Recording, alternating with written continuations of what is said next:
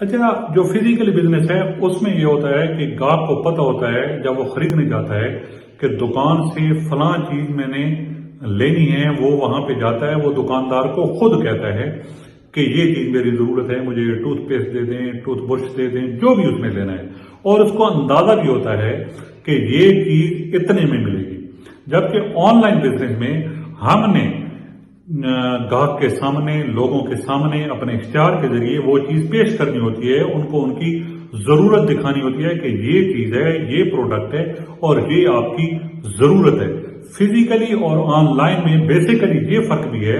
कि वहां पे ग्राहक जो है वो जानता है कि मैं क्या चीज लेने जा रहा हूं और उसकी कीमत क्या होगी और वो फलां दुकान से मिलेगी। जबकि ऑनलाइन में हम अपनी ऐड दिखाते हैं लोगों को और उनको उनकी जरूरत का एहसास दिलाते हैं कि ये आपकी जरूरत है, उसके बाद वो खरीदते हैं। ये बेसिकली फर्क है फिजिकली बिजनेस और ऑनलाइन बिजनेस के जो ग्राहक हैं उन दोनों के